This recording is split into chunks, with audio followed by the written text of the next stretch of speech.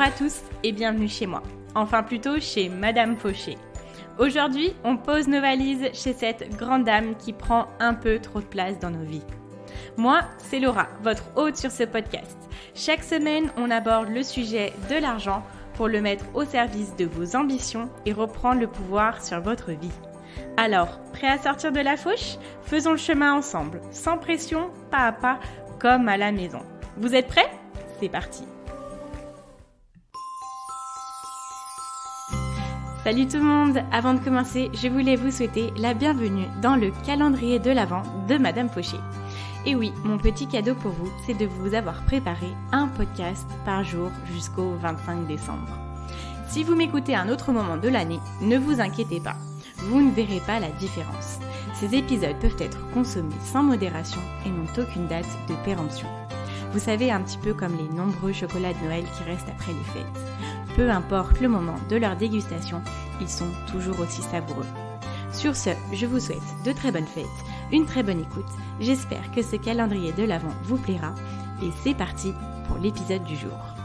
Bonjour à tous les amis, je suis ravie de vous retrouver pour un nouvel épisode du calendrier de l'Avent.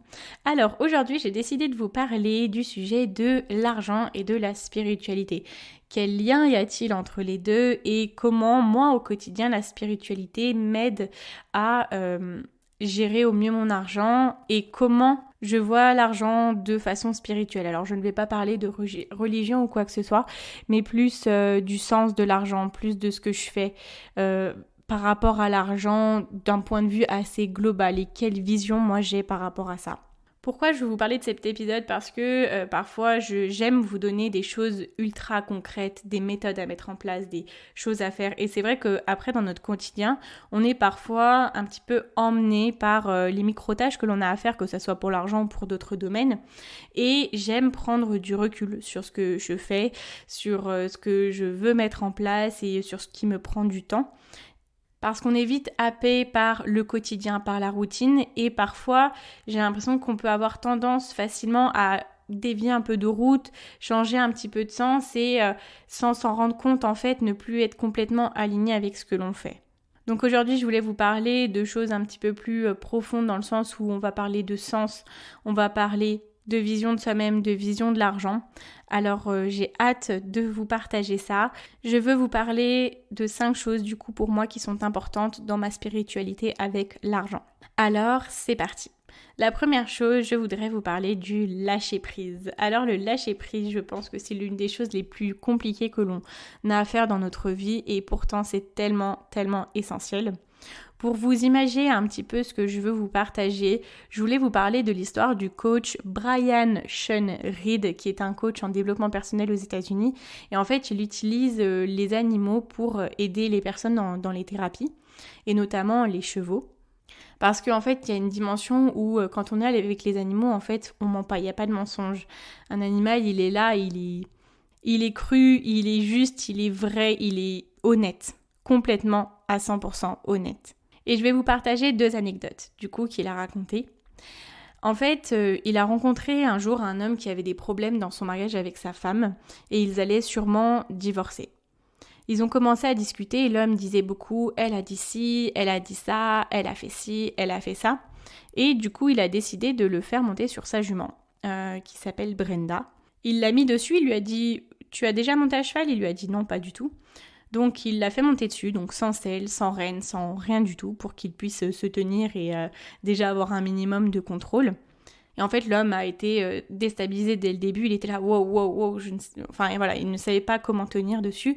Il était dans le mental, il était dans le contrôle, et là en fait, il était sur quelque chose qu'il ne contrôlait pas en fait.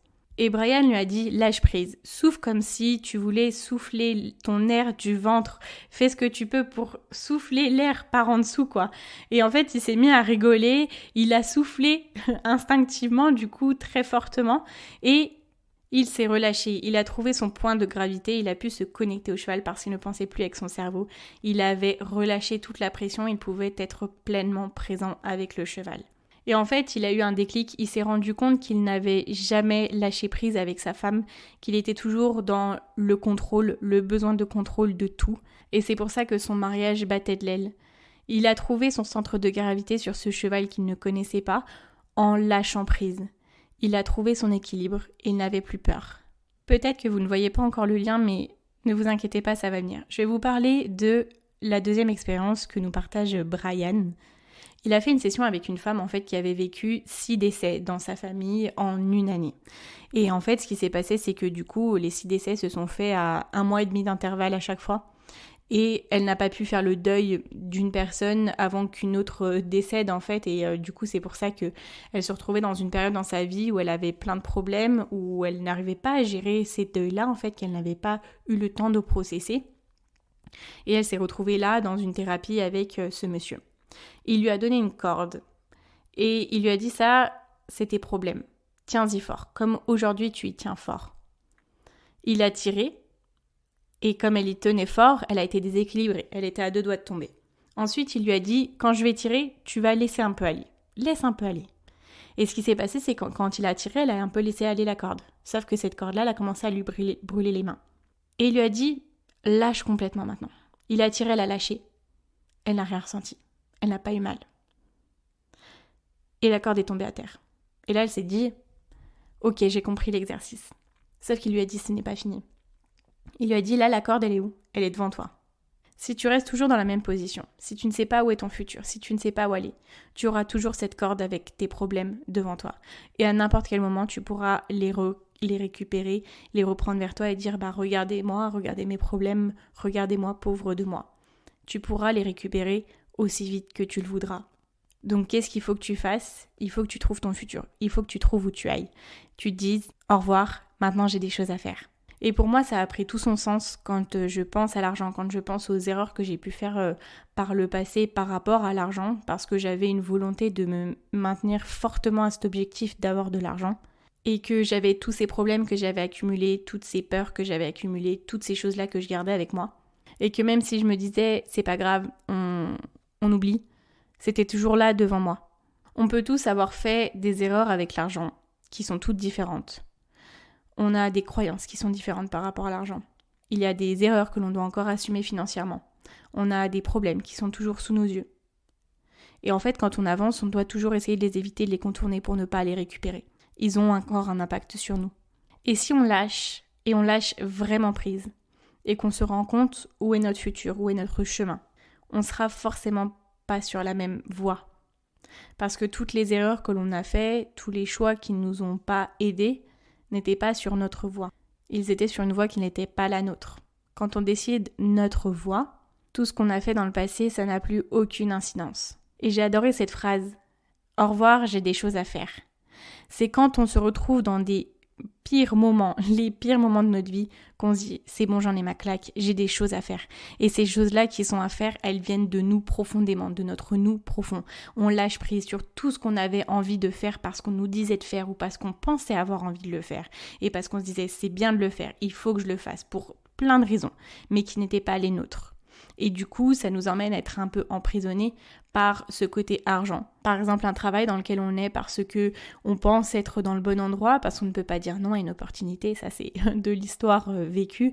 Je ne savais pas dire non, donc j'allais là où on voulait bien que j'aille, j'allais là où on voulait bien de moi. Et ma prison, en fait, c'était l'argent que j'allais gagner dans ce travail-là. Sauf qu'au bout d'un moment, j'en ai eu ma claque de tout ce qui s'était passé, de tout le mal que je m'infligeais à moi-même. Et j'ai dit... En soi, c'était vraiment ça. Et quand j'ai écouté les mots de Brian, je me suis dit, c'est vraiment ça. Au revoir, j'ai des choses à faire. J'en ai ma claque. Ça y est, maintenant, je fais les choses pour moi. Et je vais plus avoir ces contraintes d'argent dans ma tête à me dire, il faut que je gagne tant. Comme vous le savez, j'ai travaillé en Suisse et en Suisse, on gagne quand même très bien notre vie. Et je me disais pas, là, quand même, c'est des salaires que je ne peux pas refuser. Je peux pas retourner travailler en France. Je ne peux pas être au chômage en France parce que forcément, je vais gagner beaucoup moins d'argent. Non, c'est bon, j'en ai ma claque. Au revoir, j'ai des choses à faire. Parce que ma propre personne à moi a des choses à faire. Et ma philosophie, ma spiritualité par rapport à ça et par rapport à l'argent, c'est ce que je vous dis toujours, l'argent, c'est pas le but. On peut soit dans un sens être toujours porté et voire traîné par ces problèmes d'argent qui nous suivent encore jour après jour, ou alors porté par ces objectifs d'argent qui nous emprisonnent, qui nous empêchent de révéler la propre personne que l'on est, ce que l'on veut vraiment faire. Et en fait, pour moi, le lâcher prise, c'est de me dire, ok, tout ce que l'on attend de moi, toutes ces choses que je pensais vouloir. Et c'était dans un sens plus facile parce que c'était accepté entre guillemets par mon entourage, par la société, et puis c'est plus facile d'être quelqu'un qui rentre dans le moule en fait. C'est moins facile d'être quelqu'un qui crée un podcast sur l'argent sans vraiment savoir de quoi sera fait demain, vous voyez. Là, c'est le lâcher prise. Quand on s'écoute vraiment soi-même, la personne que l'on est, et je suis sûre que l'argent suivra. Mais ça ne reste pas mon premier objectif. Ok, on arrive à la prochaine qui résonne très très fort et que j'essaye beaucoup de me dire quotidiennement, même si ce n'est pas toujours facile parce qu'on a toujours ce besoin de perfection. Vous êtes assez. Vous êtes assez. Ce que vous faites est assez. Où vous êtes est assez. Ce que vous possédez est assez. Le chemin vers la liberté financière, c'est quelque chose de compliqué parce que on sait ce que l'on veut atteindre, mais on a beaucoup de paliers à franchir et ça ne va pas prendre 2 semaines, clairement. On a constamment cette impression que l'on n'a pas assez, que l'on n'est pas assez. On aura toujours quelqu'un qui sera plus haut que nous, qui aura plus que nous, ça qu'on se le dise, dans tous les cas, qu'on soit Jeff Bezos ou pas, parce que Jeff Bezos, on connaît sa fortune, mais il y a bien d'autres personnes, croyez-moi, qui ont bien plus que Jeff Bezos et dont on n'entend pas parler. Et quand je vous disais juste avant qu'il fallait partir de l'autre côté de cette corde-là, de tous ces problèmes-là qu'on a dû poser en face de nous, je vous dis pas forcément de partir géographiquement, je vous dis pas de renier tout ce que vous faites actuellement, de tout ce que vous avez fait. Par contre, je vous laisse penser à tous ces moments où vous avez lutté contre vous-même. Pour rester dans la référence sur les animaux, je ne sais pas si vous avez des animaux de compagnie, mais les animaux de compagnie nous voient comme on est vraiment, la personne que l'on est. Et eux, ils n'ont pas besoin que l'on soit bien coiffé, ils n'ont pas besoin que l'on ait un travail dans un endroit qui rapporte bien, même si on est complètement malheureux là-bas. Ils n'ont pas besoin de tout ça. Eux, ils ont juste besoin de votre amour. Eux, ils vous voient comme vous êtes vraiment. Ils vous voient comme la personne que vous êtes quand vous étiez enfant. Qui est-ce que vous voulez devenir ? Eux, ils vous voient comme ça en fait. Ils voient votre vraie personne. Alors, qui c'est cette personne-là ? Quelle est la personne contre laquelle vous avez toujours lutté ? Quelle est cette personne qui a toujours voulu se révéler ? Quand vous pourrez répondre à cette question-là, c'est là que vous trouverez votre vraie vision. Et c'est là que vous allez avoir l'énergie d'avoir cet argent-là pour le mettre au service de cette personne-là, la personne que vous voulez devenir. Et quand vous savez qui vous voulez devenir, qui vous êtes pleinement, qui vous êtes purement, vous saurez que vous êtes assez. Parce que dans tous les cas, vous serez déjà vous-même. Et à chaque palier que vous franchirez, vous le serez encore plus. Vous serez OK avec vous. Parce que à ce moment-là, maintenant, vous êtes la personne que vous avez toujours voulu être. J'ai beaucoup de choses que je veux changer en moi, j'ai beaucoup de choses que je veux changer dans ma vie, que je veux voir évoluer. Mais ce que je n'ai pas envie, c'est que dans le chemin de ma liberté financière, à chaque fois que j'atteins un stade, je me dis « Ah bah, vivement le prochain, comme ça là, je serai vraiment contente. » Non, je veux être contente maintenant, je veux pas attendre. Alors si vous n'avez pas encore votre vision, je vais vous poser quelques questions qui vont, je l'espère, vous aider. Où est-ce que vous voulez aller ? Où est-ce que vous voulez que votre prochaine étape se trouve ? Quelle est la personne qui a envie de se révéler ? Quelle est la personne qui a envie de se détacher de toutes ses peurs par rapport à l'argent, de toutes ses erreurs, de sa culpabilité, de sa honte ? Quand on enlève tout ça, qu'est-ce qui reste ? Vous savez, il y a cette métaphore sur un diamant. Un diamant qui est poli, qui est magnifique.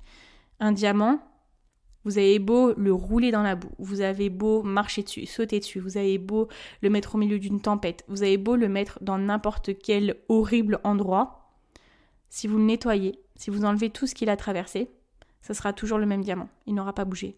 Il sera toujours aussi pur et magnifique. Et c'est ce que l'on est. Quand on enlève toutes ces peurs, toutes ces croyances, toute cette culpabilité, toute cette honte. Et c'est là qu'on se révèle vraiment. Et pour moi, je le crois sincèrement que c'est là où l'argent nous suit. Quand on accepte ses erreurs, quand on accepte son passé, qu'on se dit bon bah ça y est, c'est comme ça maintenant, voilà. Quand on se pardonne, il nous reste juste une belle histoire à raconter, une belle histoire sur laquelle s'appuyer pour pouvoir avancer encore plus vite. Vous savez, je vous disais dans un précédent podcast que les personnes qui ont beaucoup d'argent, qui sont nées avec beaucoup d'argent, c'est peut-être pas aussi facile que ça pour eux parce qu'ils ont un standard qui est attendu venant d'eux. On attend d'eux, par exemple, qu'ils reprennent les affaires familiales qu'on a créées pour eux. Ils attendent un minimum de succès, en fait. Nous, on a juste une page blanche à écrire. Quand on part du moment où on n'a pas grand-chose, on a juste à s'accrocher à notre histoire et à faire en sorte qu'elle nous aide à avoir la niaque de nous en sortir. On n'a pas grand-chose à perdre. On n'a pas des millions à perdre. Ça, c'est l'avantage. Vous savez, quand on a déjà tout, quelles sont nos ambitions ? Comment est-ce que l'on veut pouvoir avoir plus ? Quand on a déjà tout. Nous, on peut utiliser notre énergie et notre motivation folle qui va nous pousser là où on veut aller. Et chaque fois qu'on aura envie d'abandonner, on se souviendra de notre histoire et on saura où on veut aller. Et c'est bien de savoir son histoire. Je vous dis pas de l'oublier. Dans tous les cas, non, on ne l'oublie pas. Mais on s'en sert comme une force. Vous savez, on entend toutes ces histoires de personnes qui ont créé des immenses entreprises et qui sont parties de zéro. Comme je viens de le dire, ils sont partis de zéro. Et ce sont les histoires qui font le plus rêver. J'ai entendu beaucoup moins d'histoires de personnes qui avaient déjà des millions, qui ont créé des entreprises qui valent des millions. Il y en a très peu, voilà, peut-être Kylie Jenner, voilà, mais moi, les histoires qui me font le plus rêver, c'est les histoires de Jeff Bezos qui avait sa petite affiche Amazon dans l'open space ou l'histoire de Bill Gates qui créait dans son garage, en fait. C'est des personnes qui n'avaient rien et qui sont montées au plus haut. Alors, quand je parle de succès financier, je parle pas forcément que de monter des entreprises, parce que c'est vrai qu'on peut vite stigmatiser le fait que, voilà, si on veut devenir riche, il faut créer des entreprises. Si on veut avoir une bonne situation financière, il faut être entrepreneur. Tout le monde n'a pas envie d'être entrepreneur. Il y a des personnes qui ont des vocations, qui sont très heureux dans leur travail et je ne veux pas stigmatiser les personnes qui sont salariées. Mais en fait, il est sûr que l'on va passer par des challenges pour avoir notre liberté financière qui seront peu communs dans tous les cas. Et c'est de cette évolution que je parle. Ensuite, troisième chose qui est très importante dans ma spiritualité avec l'argent, c'est le sens, la vision que j'ai avec l'argent. Et ça, je vous le répète, je pense très très souvent. L'argent n'est pas un objectif. L'argent, c'est juste un outil. C'est ce qui nous permet d'atteindre nos rêves, nos ambitions. Et à chaque fois, dans chaque choix dans ma vie, je fais le choix d'utiliser l'argent pour mes ambitions. Et du moment que j'ai fait ce choix-là, mes micro-choix en termes d'achat, de dépenses, elles sont très facilitées parce que je sais exactement pourquoi je veux utiliser mon argent. Et je sais exactement où est-ce que je veux aller. Donc quand on sait ça, le chemin il est facile dans le sens où les prises de décision sont très faciles.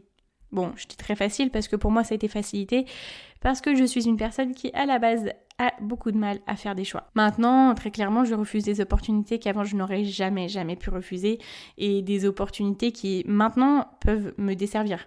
Enfin, ce que je veux dire, c'est que si je prenais ces opportunités, je gagnerais plus d'argent. Mais à l'instant T, je ne serais toujours pas heureuse et accomplie dans ce que je veux être, dans ce que je veux faire, dans mes ambitions, dans mes rêves. Et j'ai cette conviction vraiment que là j'ai fait ce lâcher prise, de me faire totalement confiance, de faire confiance à la personne que je suis et que j'ai envie de devenir. Et jusqu'à présent, la vie m'a montré qu'elle était là pour m'aider à accomplir ça. Je ne sais pas si vous avez déjà vécu ça, mais il y a des moments où on veut faire quelque chose, mais il y a tellement de choses qui se mettent en travers de notre route. Rien ne se passe bien, mais vraiment rien. Attention, je ne dis pas que chaque obstacle sur notre route doit être vu comme ce que je vais vous expliquer, mais quand il n'y a rien qui va, quand il n'y a rien qui fonctionne, c'est peut-être un signe qu'on n'est pas sur le bon chemin. Et tout de suite, quand on prend une décision, il y a tout qui s'éclaire, il y a un poids énorme qui s'enlève de nos épaules. Tout est facile. Et parfois, on doit être dans des moments très compliqués pour prendre les bonnes décisions parce que ça nous pousse dans nos retranchements et ça nous pousse à révéler la personne que l'on est vraiment. Notre inconscient, il nous met dans des situations où on en aura notre claque, mais vraiment notre claque, pour justement être prêt à mettre l'énergie pour changer ces choses-là qui ne fonctionnent pas. Regardez dans ce sens. Si vous êtes dans une situation qui est bof, mais juste qui est pas ouf, mais qui est juste bof, vous voyez ? Bon, c'est pas forcément dans des situations comme ça qu'on va prendre un gros choix de notre vie et dire bon bah là c'est bon, j'en peux plus. Non, c'est quand on est au bout de notre vie qu'on n'en peut plus.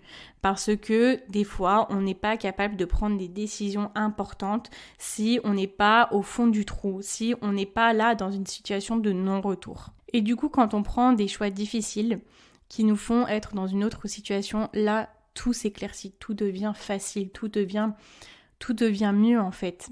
Et pour moi, c'est là qu'on trouve notre place, c'est là qu'on a notre vision parce que l'on sait enfin où on veut aller.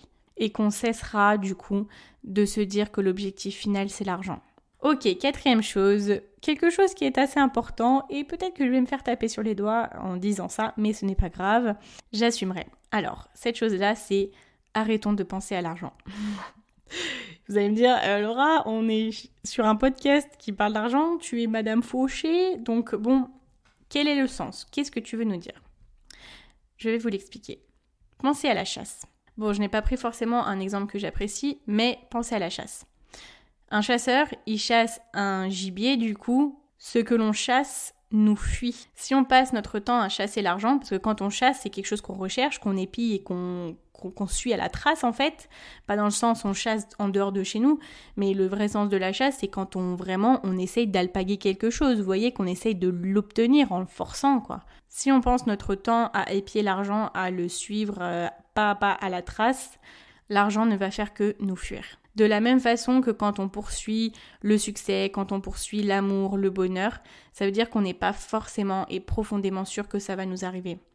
Ça ne vous est jamais arrivé cette situation, vous voulez quelque chose tellement fort, mais tellement fort que vous êtes tellement désespéré que ça n'arrive jamais. Et que c'est quand vous y pensez le moins que ça vous arrive. Où est-ce que je veux en venir ? Ce que je veux vous dire, c'est que l'argent, c'est comme l'eau. On en a extrêmement besoin, c'est essentiel à notre vie, on ne peut pas le nier, ni l'un ni l'autre, mais l'eau on n'y pense pas toute la journée, et pourtant elle est toujours là. Quand on force quelque chose, cette chose-là va nous résister. C'est un lien de force. Quand on l'attire, cette chose-là vient à nous.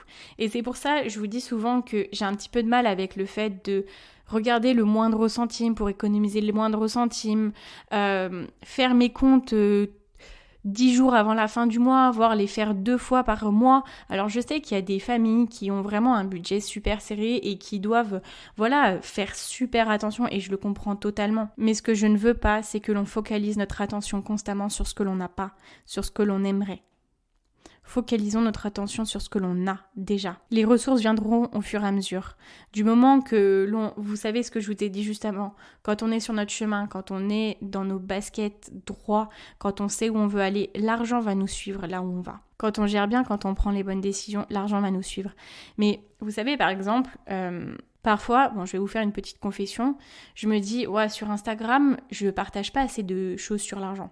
Parce que c'est vrai que quand on regarde des personnes qui ont des comptes sur Instagram, elles partagent des choses en lien avec leur univers, ce qu'elles échangent avec les autres. Quelqu'un pour qui sa marque de fabrique, c'est le maquillage. Il va partager des make-up tous les jours, des produits, etc. Ce qu'il y a, c'est que moi, avec l'argent, tous les jours, je ne suis pas sur mes comptes à regarder, à calculer ou je ne sais pas. Même moi, je ne saurais pas quoi vous dire sur des choses que je peux faire tous les jours avec mon argent. Alors bien évidemment, de par le podcast, c'est sûr que tous les jours, je vous parle d'argent parce que je fais un calendrier de l'Avent.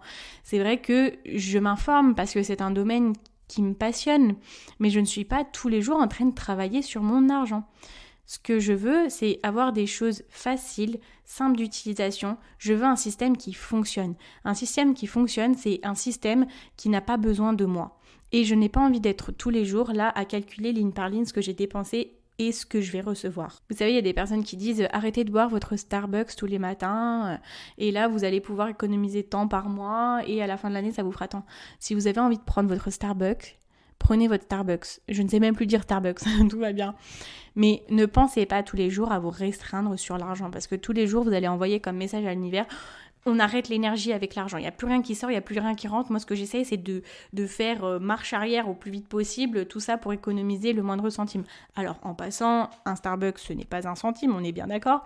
Mais voyez ce que je veux vous dire dans le sens où chaque jour, ça ne doit pas être une préoccupation. Je ne pense pas que chaque jour, les millionnaires, je ne pense pas que du coup, comme je vous ai parlé tout à l'heure de Kylie Jenner, je vais reprendre son exemple, je ne pense pas qu'elle soit toujours sur ses comptes tous les jours à regarder ce qu'elle doit dépenser ou pas. Bon, le souci d'argent n'est pas quelque chose qu'elle doit avoir dans son vocabulaire, bien évidemment, mais c'est peut-être pour ça qu'elle n'a pas de souci d'argent, ou du moins qu'elle a augmenté sa fortune aussi colossalement, parce que, bien évidemment, je disais qu'au début, elle est quand même partie avec une certaine richesse, mais sa richesse, elle en a fait quelque chose. Tous les jours, elle n'est pas focalisée sur ses lignes de compte. Tous les jours, je pense qu'elle est focalisée sur son business et comment faire grandir son business. Elle suit sa propre passion. Elle est sur ses rails. Et au contraire de toutes ces stars qui avaient commencé à se mettre dans le make-up avant et pour qui ça n'avait pas du tout fonctionné, elle faisait juste quelque chose qui, elle savait être un marché qui fonctionnait. Combien de parfums de stars, par exemple, on a vu à Géant ? Enfin, je dis Géant, c'est un supermarché que je connais, mais combien de parfums de stars on a vu dans des supermarchés ou alors des marques de make-up qui n'ont pas du tout fonctionné parce que les personnes, elles n'étaient pas forcément passionnées. Ce n'était pas leur voix, en fait. Et Kylie Jenner, au début, on pouvait se dire, allez, une nouvelle qui sort une marque de make-up parce qu'elle s'ennuie un peu et qu'elle sait pas quoi faire de son argent. Non, elle était super passionnée. Elle a révolutionné le monde déjà du maquillage des lèvres. Elle a créé des kits avec un crayon et un lipstick qui était totalement en accord, et ça c'était quelque chose qui n'avait jamais été fait. Mais pourquoi ? Parce que c'était sa passion, et qu'elle a apporté une solution dans un milieu qui l'intéressait énormément. Et elle travaille tous les jours sur autre chose que son argent. L'argent vient après, l'argent l'a suivi dans sa passion. De façon colossale, bien évidemment, bien entendu. Et c'est là qu'arrive de façon très logique ma 5e partie qui est faire le travail. En fait, c'est une partie que je tire du livre Les Anges de l'Abondance, dont je vous ai parlé dans mon podcast où je parle des 15 livres que je vous conseille en fait. Et elle m'a beaucoup marquée parce que c'est d'une logique implacable et pourtant, parfois, on a un peu tendance à l'oublier. Encore une fois, où est-ce que je vais en venir avec cette partie ? Fais le travail. Du moment que l'on a trouvé notre passion, du moment que l'on a trouvé notre voie, du moment qu'on est bien dans nos baskets, on ne va pas rester sur un petit siège et attendre et se dire « Ah bah ça y est, je suis dans ma voie, tout va bien ». Ce que j'ai fait par exemple avec Madame Fauché, j'ai décidé de m'y dédier corps et âme. Et du coup, de faire le travail, de m'y mettre à fond. Parce que vous n'auriez pas idée de tous les projets que j'ai eus avant Madame Fauché. Et tout cela n'avait pas abouti, déjà parce que je pense ce n'était pas pour moi, ce n'était pas ce qui me passionnait le plus, parce que j'ai beaucoup de centres d'intérêt.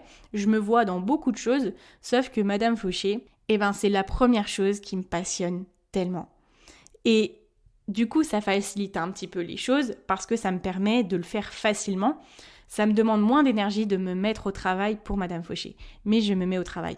Voilà, juste maintenant, quand on sait où on veut aller, c'est parti, il est temps de lâcher les bœufs, de faire tout ce dont il est en notre pouvoir pour atteindre nos objectifs. Parce que je vous ai parlé de la loi de l'attraction, je vous ai parlé de toutes les croyances que l'on peut transformer, mais si après on ne le met pas en action, si après on n'est pas là à se bouger pour le faire, on n'est pas là à travailler pour nos propres ambitions, il ne va rien se passer malheureusement. En fait, ce que dit le livre, c'est que quand on a envoyé tous les messages à l'univers, quand l'univers nous a dit « Ok, c'est bon, t'es dans le bon chemin », maintenant en fait c'est de faire notre part. L'univers ne va pas tout faire pour nous. Il faut faire notre part du travail.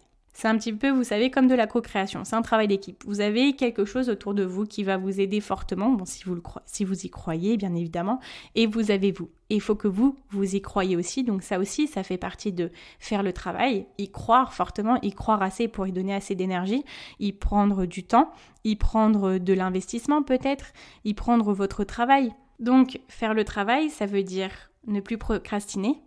Oui, s'informer, mais ne pas s'informer jusqu'au moment où vous n'avez plus d'énergie pour vous mettre en action, parce que ça, c'est quelque chose que je faisais énormément avant aussi. Avant de lancer quelque chose, je voulais savoir tout sur tout. Je voulais être sûre, donc je faisais des business plans, je faisais des trucs, mais vous n'avez pas idée. Et quand j'avais fini de faire ça, j'étais saoulée du projet. Alors que si toute l'énergie que j'avais mis en place déjà pour faire toutes ces recherches-là, je l'avais mise au service du coup des actions et de mettre en place ce que je voulais faire, du travail en fait, j'aurais déjà beaucoup plus avancé. Donc c'est-à-dire peut-être commencer 1 heure par jour, sans exception. Se focusser à fond. Avoir cette dévotion pour notre travail et pour notre avenir. Se dire j'ai trop de respect pour moi et ce que je veux faire. Pour ne pas tenter l'expérience, pour ne pas tenter le truc. Vous savez, je suis pas à un stade de ouf dans la création de Madame Fauché. Ça fait 4 mois. 4 mois seulement. Mais quand je vois les messages que je reçois de personnes qui me disent qu'ils adorent ce que je fais, qu'ils adorent mes podcasts, que je les aide, simplement juste, il pourrait y avoir une seule personne qui me dirait que je l'aide, je continuerai à faire ça en fait. Et là, c'est pas à un niveau de fou, mais je reçois des messages et ça me touche tellement. Enfin, vous savez, j'habite chez mes parents et quand je reçois un message comme ça, je vais voir ma maman et je lui dis « Maman, regarde, j'ai ce message et tout, ça me fait trop plaisir. Je suis trop heureuse, je suis trop contente. » Et c'est là que je sais que je suis dans mes basques en fait. Genre limite, je suis émue quand je vous en parle. La seule chose qu'il y a, c'est de se mettre au travail. Et si ça vous plaît, vous allez le faire. Si ça ne vous plaît pas, vous aurez la réponse très vite. Et encore une fois, je ne parle pas que d'entrepreneuriat. Quand on veut créer notre situation financière, il n'y a pas que la création d'entreprise. Il y a investir. Il y a investir dans l'immobilier. Il y a beaucoup de choses. Et on n'a pas forcément besoin de quitter notre travail. Mais toutes ces choses-là, ça requiert d'oublier nos peurs. D'éviter d'écouter notre ego qui va nous dire qu'on va échouer, que à quelle heure on va faire ça en fait, mais à quoi tu pensais? On a peur de perdre les autres, notre entourage, notre famille, notre conjoint, notre conjointe, nos amis, parce qu'ils ne vont peut-être pas comprendre pourquoi ce revirement de situation et pourquoi un samedi soir vous ne pouvez pas aller sortir avec eux parce que vous avez ce super projet sur lequel vous travaillez. La vérité, c'est que chaque personne qui a réussi dans ses projets, dans ses objectifs, elle a dû faire des concessions. elle a dû oublier son ego, elle a oublié toutes ses peurs, elle a traversé ses peurs, elle l'a fait apeurée. Vous savez, il y a Will Smith qui a fait un TikTok que j'ai adoré. En fait, il a dit, si vous n'arrivez pas à surmonter votre peur, faites-le en ayant peur. C'est ça en fait. Et c'est sûr que oui, c'est dur parce que personne n'aime être rejeté parce qu'on est différent, parce qu'on fait des choses différentes que les autres ne comprennent pas. Personne n'aime échouer où on dit toujours oui, l'échec, c'est un apprentissage, tout ça. Mais quand on y est, quand on échoue, c'est dur. Quand on entreprend et que l'on a 18 changements d'état d'esprit par rapport à notre entreprise toujours entre guillemets, entreprise dans le sens projet, et que l'on nous demande, des amis même, qu'on nous demande alors ça en est où ton projet, et que la semaine dernière c'était super bien et que là aujourd'hui vous êtes en train de vous demander si vous n'allez pas tout abandonner, c'est dur de parler avec les gens parce que vous ne savez jamais quoi leur dire, parce que eux rejettent un petit peu leur peur sur vous et parce qu'on a peur de décevoir les autres. Il y a tellement de choses que l'on va devoir affronter dans tous nos projets. Et quand on veut se lancer vers la liberté financière, désolée de vous le dire, ça sera toujours différent d'un bon nombre de personnes qui sont autour de nous et de vous. Et ça choquera, oui. Mais si vous savez où vous voulez aller et si vous savez la personne que vous êtes actuellement et la personne que vous voulez devenir, vous ne dévirez pas de vos rails. Vous ne dévirez pas de votre chemin parce que vous savez quelle là est votre place. Et chaque jour où vous allez allouer un peu de temps pour votre projet de vie sera une étape de franchie vers vos rêves. Peu importe ce que vous faites, vous le faites. Et c'est déjà une belle victoire. Et l'abondance vous suivra. Alors pour vous résumer du coup les 5 choses qui sont importantes pour moi. La première c'est le lâcher prise. La deuxième chose c'est se dire que l'on est assez. Peu importe notre chemin, peu importe le stade de notre chemin. Ensuite, c'est toujours d'avoir la vision, avoir le sens. Où est-ce que l'on veut aller ? L'argent n'est pas un but. L'argent, c'est seulement un outil. Arrêtons de penser à l'argent. L'argent va nous suivre. L'argent, c'est comme l'eau. Il est indispensable, mais on n'y pense pas toute la journée. Et ensuite, faisons le travail. Écoutez, c'était un grand plaisir pour moi d'aborder ce sujet-là avec vous. C'est un petit peu un échantillon de ma spiritualité avec l'argent, ma vision de l'argent et de tout ce qu'il y a autour. J'aime beaucoup avoir cette pluridiscipline, enfin je ne sais pas si on peut l'appeler comme ça, mais en fait de pouvoir aborder des sujets autant concrets, très concrets avec des méthodes, des process, et autant pouvoir vous parler de choses un petit peu plus générales, un petit peu plus spirituelles. Et merci du coup d'être autant là pour ce type de podcast que pour les autres. Voilà, j'espère que cet épisode vous a plu. Comme d'habitude, je vous invite à aller me laisser une petite note ou un commentaire sur Apple Podcast ou à vous abonner sur la plateforme que vous préférez. Vous pouvez me rejoindre sur Instagram, on s'y amuse bien et vous pourrez voir ma tête en story. Sinon, écoutez, je vous dis à demain pour un nouvel épisode du calendrier de l'Avent de Madame Fauché. Et en attendant, n'oubliez pas que vos ambitions n'attendent pas. Ciao, ciao.